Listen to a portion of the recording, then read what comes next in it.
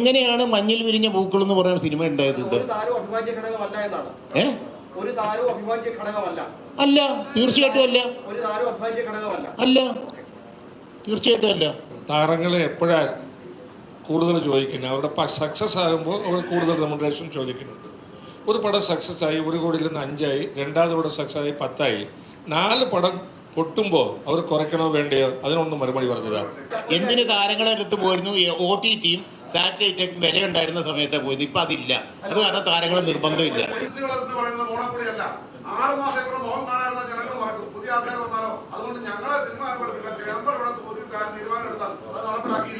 ആന്റണി പെരുമ്പാവൂർ അതിന് വളരെ മോശമായ രീതിയിൽ ഒരു ഫേസ്ബുക്ക് പോസ്റ്റ് ഇട്ടു.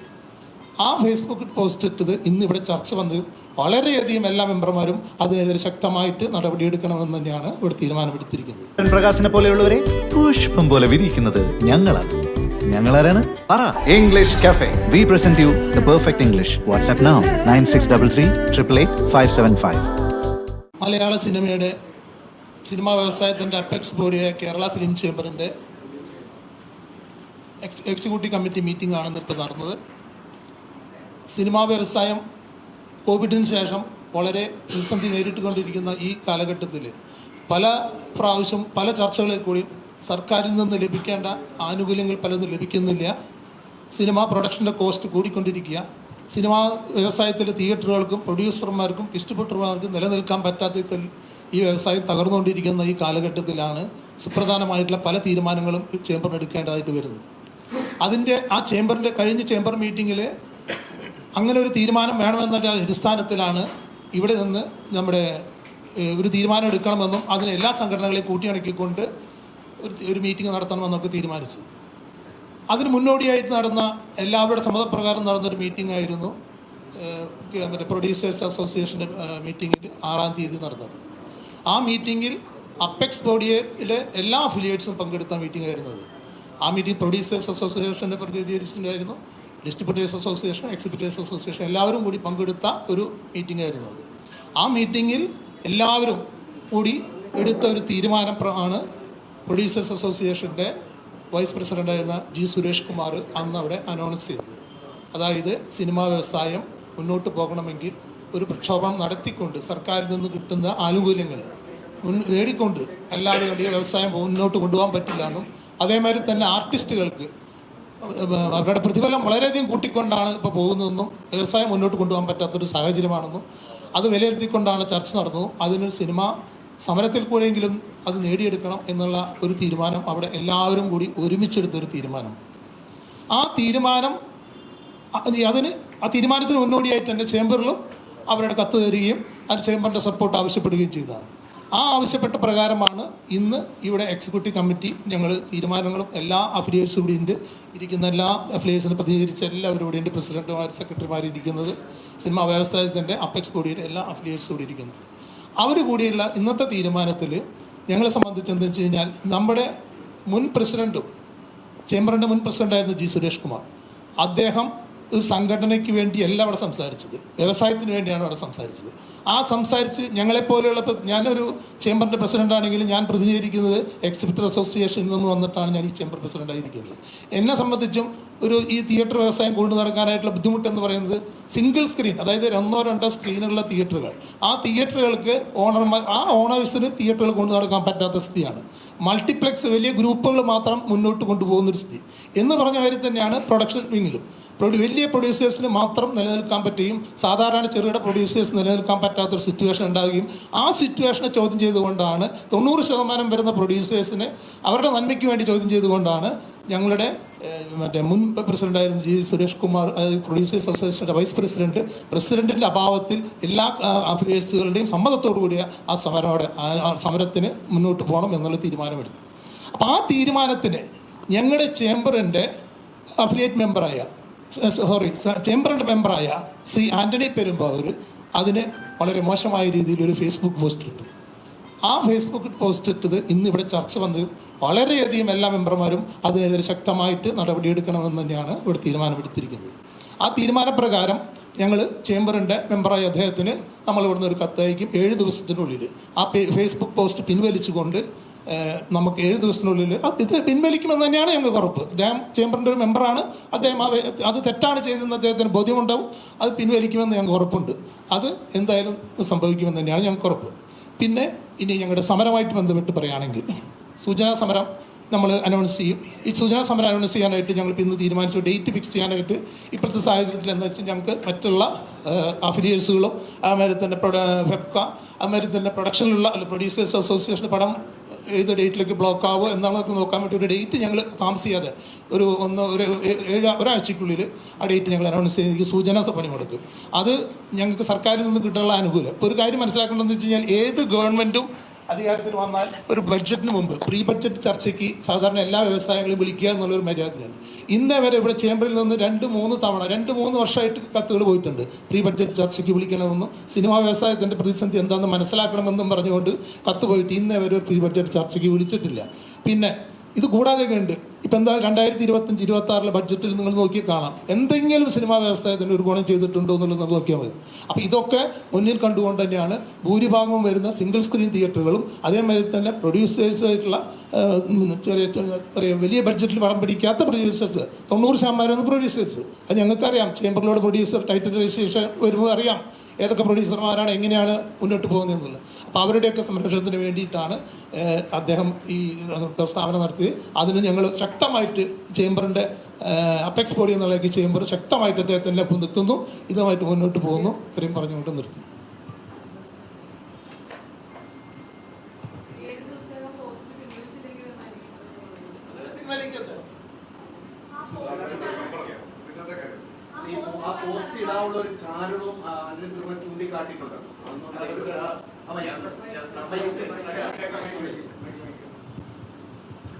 നമ്മൾ ഉദ്ദേശിച്ചിട്ട് കേരള ഫിലിം ചേംബർ ഓഫ് കോമേഴ്സിൻ്റെ ഒരു അംഗം എന്ന നിലയിൽ ഇത് കൂടാതെ ഞങ്ങളുടെയൊക്കെ സുഹൃത്തും വഴികാട്ടിയൊക്കെ ആയി നിന്ന അദ്ദേഹത്തിനും അറിയാം, അതായത് ഈ പറഞ്ഞ ആന്നി പെരുമ്പാവൂരിനും അറിയാം.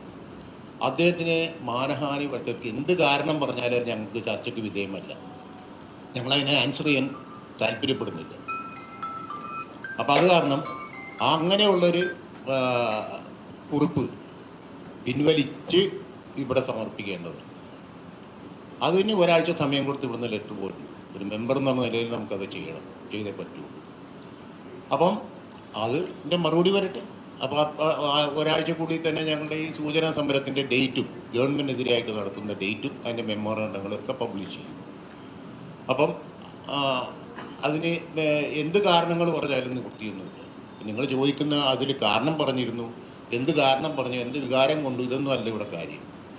അങ്ങനെ ഒരു ഫേസ്ബുക്ക് പോസ്റ്റ് അല്ല അതിന് പ്രതിനിധി. എന്ന് വെച്ച് കഴിഞ്ഞാൽ അദ്ദേഹം ആരും അറിയപ്പെടാത്ത ആളല്ല. ചേംബറിൻ്റെ പ്രസിഡൻറ്റും സെക്രട്ടറിയും ഒന്നും ആരും അറിയപ്പെടാത്ത ആൾക്കാരല്ല. മിസ്റ്റർ വിജയകുമാറുണ്ട് ഇവിടെ, അദ്ദേഹം ആരും അറിയപ്പെടുന്നത്. അങ്ങനെയൊക്കെ അമർഷമുണ്ടെങ്കിൽ നേരിട്ട് പറയാൻ മടിയാണെങ്കിൽ ഇവരെയൊക്കെ കോണ്ടാക്ട് ചെയ്യാം. ആ കോണ്ടാക്ട് ചെയ്തിട്ട് വളരെ മോശമായി പോയി എന്ന് പറയാം.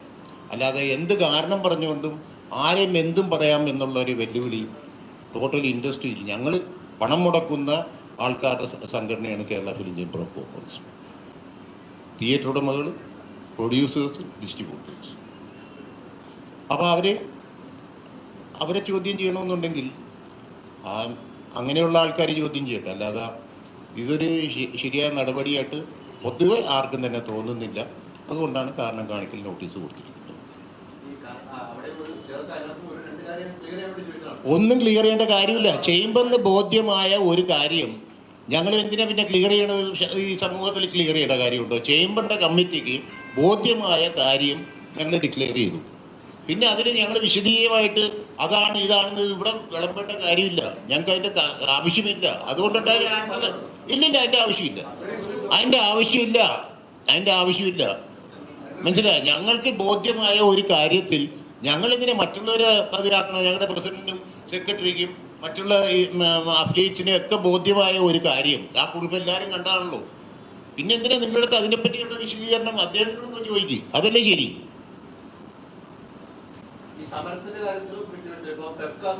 എൻ്റെ പൊന്നോ, ഇത് പണ്ടും ഫെഫ്ക ഒന്നും അല്ല സമരം ചെയ്തേക്കുന്നത്. ഇവിടെ സമരം ചെയ്തേക്കുന്നത് producers, distributors, exhibitors. Kerala film chamber of commerce ചരിത്രം പഠിച്ചാൽ അറിയാം എങ്ങനെയൊക്കെയാണ് ഇവിടെ സമരം നടന്നേക്കണേന്ന്.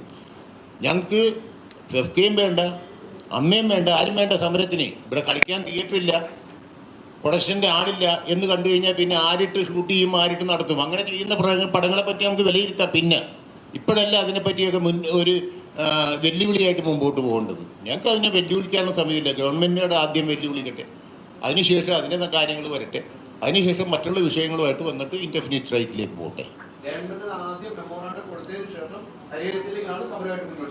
അല്ല, അത് ഈ 1 day ടോക്കൺ സ്ട്രൈക്ക് എന്തായാലും ഉണ്ടാവും. സൂചനാ പണിമുടക്ക് എന്ന് പറയുന്ന ഒരു സാധനം, അത് പ്രൊഡ്യൂസേഴ്സ്, ഡിസ്ട്രിബ്യൂട്ടേഴ്സ്, എക്സിബിറ്റേഴ്സ് അടക്കമുള്ള ആൾക്കാർ പ്രൊഡക്ഷൻ അടക്കം നിർത്തിവെച്ചുകൊണ്ടുള്ള ഒരു സ്തംഭനാവസ്ഥ ഒരു ദിവസത്തേക്കുണ്ടാവും. അത്രയേ ഉള്ളൂ. ഡേറ്റ് തീരുമാനിക്കാത്തത് ഒരാഴ്ച. ഇന്നിപ്പോൾ ചേംബറിൻ്റെ അഫിലിയേറ്റ്സ് ആണ് പ്രൊഡ്യൂസേഴ്സ്, ഡിസ്ട്രിബ്യൂട്ടേഴ്സ്, എക്സിബിറ്റേഴ്സ്. അതിൻ്റെ എല്ലാം ഭാരവാഹികളും പ്രസിഡന്റുമാരും ഇവിടെ ഉണ്ട്. നാളെ 3 ദിവസം കൊണ്ട് ഞങ്ങളുടെ അഫിലിയേറ്റ്സിൻ്റെ എല്ലാം എക്സിക്യൂട്ടീവ് കമ്മിറ്റി ചേരുകയാണ്. അപ്പോൾ 3-4 ദിവസത്തിനുള്ളിൽ അവർ ഡേറ്റ് ഞങ്ങളെ അറിയിക്കും. ആ ഡേറ്റ് അനുസരിച്ച് ഒരു കോമൺ ഡേറ്റ് ചേംബർ അനൗൺസ് ചെയ്യും. അന്ന് മലയാള സിനിമ സ്തംഭിക്കും. ഒരു തിയേറ്ററിലും ഒരു പ്രൊഡക്ഷൻ ഉൾപ്പെടെ ഒന്നും നടക്കില്ല. അന്ന് സൂചന പണിമുടക്ക് ഏതെങ്കിലും വ്യക്തികൾക്കെതിരെയല്ല, സംഘടനകൾക്കെതിരെയല്ല. ഞങ്ങളുടെ വിവിധ ആവശ്യങ്ങളുണ്ട്.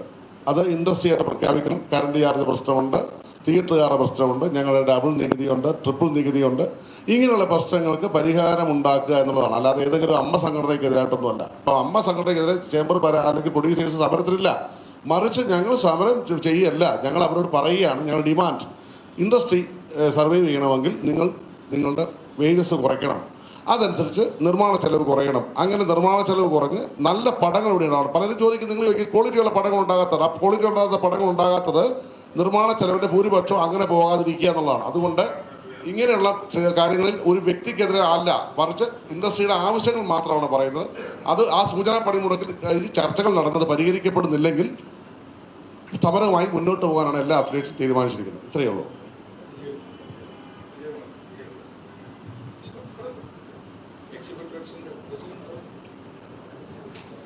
എക്സിബിറ്റേഴ്സിൻ്റെ ഒരുപാട് പ്രശ്നങ്ങളുണ്ട്. അത് നിങ്ങളോട് പലതവണ നമ്മൾ എക്സ്പ്ലെയിൻ ചെയ്ത് കഴിഞ്ഞതാണ്. അപ്പം ഒന്ന് ഡബിൾ ടാക്സേഷൻ, GST തന്നെ വലിയൊരു തോതിലാണ് GST കൊടുത്തുകൊണ്ടിരിക്കുന്നത്. അതിലൂടെ സംസ്ഥാന ഗവൺമെൻറ്റിനും കൂടെ എൻ്റർടൈൻമെൻറ്റ് ടാക്സ് കൂടി ഏർപ്പെടുത്തിയപ്പോഴത്തേ തിയേറ്ററുകൾക്ക് മുന്നോട്ട് പോകാൻ പറ്റാത്തൊരവസ്ഥ ഉണ്ടായേക്കും.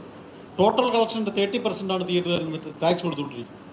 100 രൂപ കളക്ഷൻ വന്നു കഴിഞ്ഞാൽ 30 രൂപയാണ് ഗവൺമെൻറ്റിലേക്ക് പോകുന്ന എമൗണ്ട്. അതിൻ്റെ പ്രൊഡ്യൂസർക്ക് 25 രൂപയ്ക്ക് താഴെയുള്ള എമൗണ്ടേ ഉള്ളൂ. അപ്പോൾ ആ ഒരു സ്ഥിതി മാറണം. എന്ത് കാര്യത്തിനും തിയേറ്ററുടെ കുത്തിപ്പിഴിഞ്ഞ് കാശെടുക്കാമെന്നുള്ളൊരു സമീപനം ഗവൺമെൻറ് മാറ്റണം.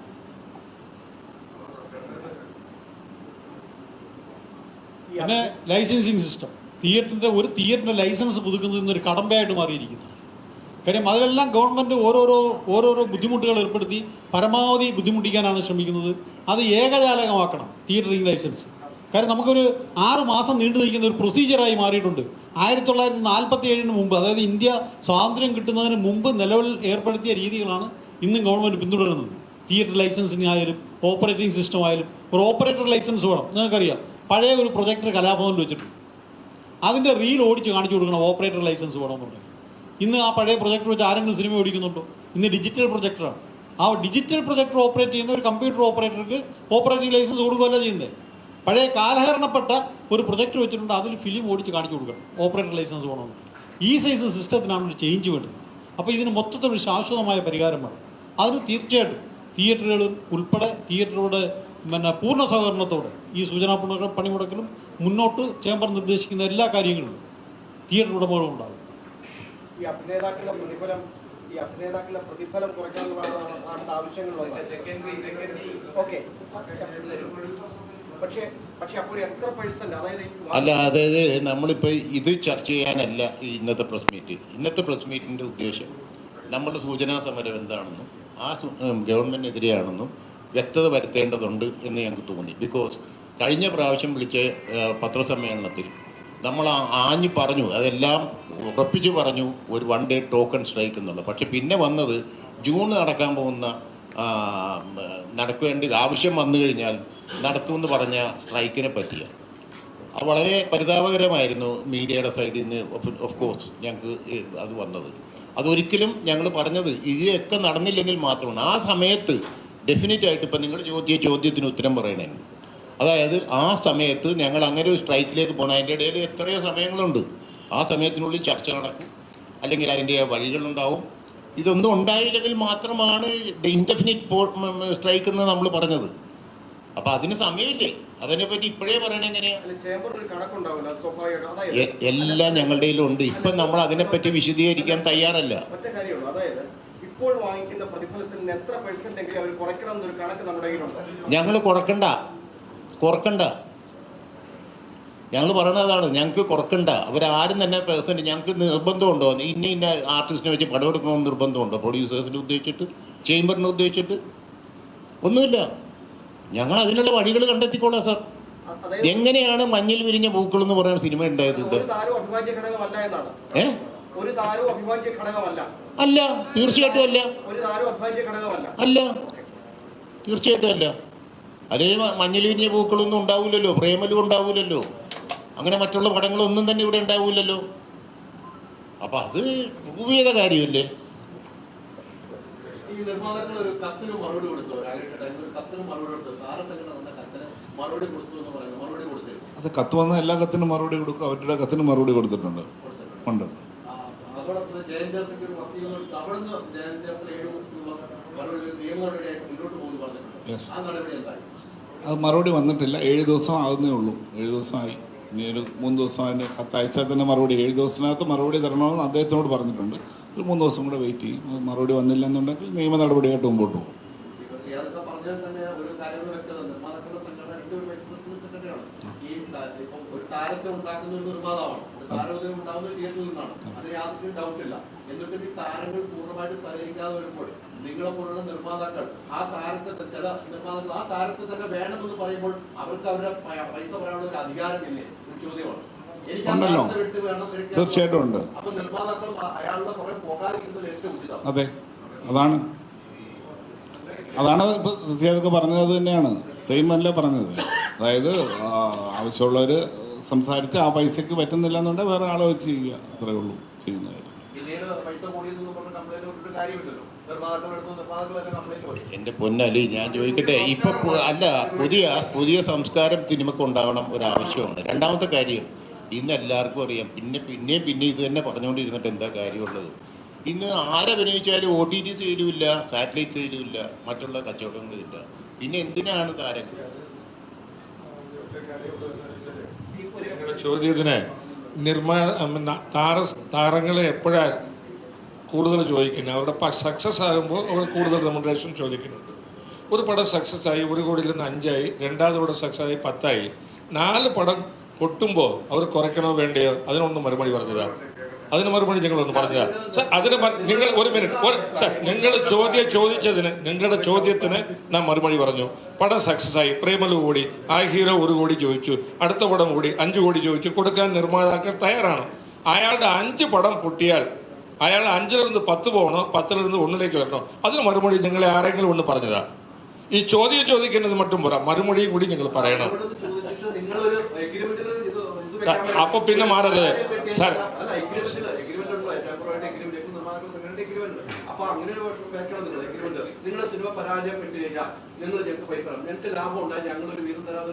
ഒരു മിനിറ്റ്, ഇപ്പൊ നിങ്ങൾ എഗ്രിമെന്റിലേക്ക് വന്നാൽ, രാകേഷ് അവിടെ നിന്ന് ഒരു കത്ത് അമ്മയ്ക്ക് എഴുതിയിട്ടുണ്ട്. നമ്മൾ തമ്മിൽ ഒരു എഗ്രിമെന്റ് ഉണ്ട്. അത് പ്രകാരം 30% during shooting, 40% during dubbing, 30% before release. അത് അവർ പാലിക്കണോ വേണ്ടിയോ? എഗ്രിമെന്റ് ഞങ്ങൾ മാത്രം പാലിച്ചാൽ പോരല്ലോ, അവരും പാലിക്കണോ വേണ്ടയോ? പിന്നെ അവർ ഒരു പ്രൊമോഷന് വരണ്ടേ? നിങ്ങൾ തന്നെ പറ, ഒരു പ്രൊമോഷന് വേണ്ടയോ വേണോ? അപ്പോൾ അതും വരുന്നില്ല. അപ്പോൾ എന്ത് ചെയ്യണം നിങ്ങൾ? ഒന്ന് റെമ്യൂണറേഷൻ കുറയ്ക്കുക, ഇല്ലെങ്കിൽ പ്രൊമോഷന് വാ, ഇല്ലെങ്കിൽ ഇൻസ്റ്റാൾമെന്റ് ബേസിസിന്. അത് വളരെ വ്യക്തമായിട്ട് ആ കത്തിൽ പ്രൊഡ്യൂസർ അസോസിയേഷൻ എഴുതിയിട്ടുണ്ട്. പ്രൊഡ്യൂസർ അസോസിയേഷൻ അത് ഗ്യാരണ്ടി ചെയ്യുന്നുണ്ട് ആ പൈസ മേടിച്ചു തരാമെന്ന്. അപ്പോൾ ആ ഗ്യാരണ്ടി ഏക്കണ്ടേ? ഒന്നും സമ്മതിക്കില്ലെങ്കിൽ എന്ത് ചെയ്യണം? ഇപ്പോൾ ചോദ്യം ചോദിച്ച താങ്കൾ ഒന്ന് മറുപടി പറഞ്ഞു തന്നാൽ, പഴയ പ്രൊഡ്യൂസറാണ് ഞാനൊന്ന് ഫോളോ ചെയ്യാം, ഞാൻ ഒരു പടം എടുക്കാൻ ശ്രമിക്കാം, ഒന്ന് പറഞ്ഞു തരുമോ? ഞാൻ എഗ്രിമെന്റ് ഉണ്ട്, പാലിച്ചില്ലെങ്കിൽ ആ എഗ്രിമെന്റ് എത്ര വേണമെങ്കിലും രാകേഷ് ഇപ്പം നിങ്ങളുടെ ഓഫീസിൽ പോയാൽ തരും. നിങ്ങളുടെ കയ്യിൽ വേണോ? 100 എഗ്രിമെന്റ് വേണോ സാറേ? പിന്നെ ഞങ്ങൾ സാറേ, ഞാൻ നിർമ്മാതാവായിട്ട് എന്നെ വെച്ച് പടമെടുക്കാൻ പറ്റുമോ? ഞാൻ നിർമ്മാതാവായിട്ട് നിങ്ങളെ വെച്ച് പടമെടുക്കാൻ പറ്റുമോ? ഓഡിയൻസ് വരണ്ടേ? താരങ്ങൾ വേണം. താരങ്ങളല്ല, ഓഡിയൻസ് വേണോ വേണ്ടയോ സിനിമയ്ക്ക്? ഞാനും നിങ്ങൾ അഭിനയിച്ച പടം ഓടുമോ? അതുകൊണ്ട് ദയവേത് ഇങ്ങനത്തെ ചോദ്യങ്ങൾ ചോദിച്ചാൽ മണിക്കും ഇതുപോലെ ചോദ്യങ്ങൾ ഞങ്ങളത് ചോദിക്കാൻ അറിയാം. അല്ല, ഇതൊക്കെ നമുക്ക് വൈൻഡപ്പ് ചെയ്യാം. ഇതൊക്കെ അല്ല ഇനിയിപ്പോൾ ക്വസ്റ്റ്യൻസ് ഇല്ല, വേറെ ഒന്നുമല്ല. പറയേണ്ട മുഴുവൻ എക്സ്പ്ലെയിൻ ചെയ്ത് കഴിഞ്ഞു. എന്തിന് താരങ്ങളെ അടുത്ത് പോയിരുന്നു? OTTയും സാറ്റലൈറ്റും വില ഉണ്ടായിരുന്ന സമയത്ത് പോയത്, ഇപ്പം അതില്ല. അത് കാരണം താരങ്ങൾ നിർബന്ധമില്ല. എല്ലാ മാസവും ഈ കണക്ക് പുറത്തുവിടുമെന്ന് പറഞ്ഞത് അത് തുടരുമോ? ചെറുതും വലുതുമായ പടങ്ങളുടെ എല്ലാവരുടെയും ചെറുതും വലുതും ഒക്കെ വിട്ടല്ലോ. ഓക്കെ, ഈ നടന്മാരെ പ്രൊഡ്യൂസ് ചെയ്യുന്നത് എന്തെങ്കിലും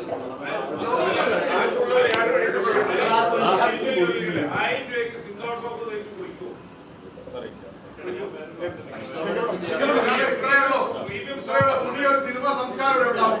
പിന്നെ ആർട്ടിസ്റ്റുകൾ എന്ന് പറയുന്നത് മോണപ്പൊടിയല്ല.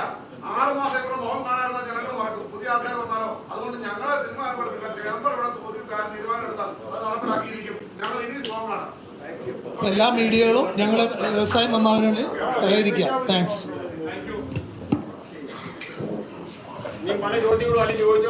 മാഷേ വേണ്ട. എന്റെ മാഷെ ബെറ്റ് തോറ്റെന്ന് വെച്ച് ഫുഡൊന്നും വേണ്ടെന്ന് വെക്കണ്ട. ഓ, എന്നാലും മാഷിന്റെ ഒരു ജഡ്ജ്മെന്റ്. ഒറ്റ മാസം കൊണ്ട് പൂക്കാരൻ പ്രകാശൻ അഡ്വാൻസ് ലെവലിലെത്തിയില്ലേ? വാട്സാപ്പിലൂടെ പഠിപ്പിച്ച് ബേസിക്കിൽ നിന്നും അഡ്വാൻസ് ലെവലിലേക്ക് പൂക്കാരൻ പ്രകാശനെ പോലെയുള്ളവരെ പുഷ്പം പോലെ വിരിയിക്കുന്നത് ഞങ്ങളാണ്. ഞങ്ങളാരാണ്? പറ. English cafe. We present you the perfect English. WhatsApp now 9633 888 575.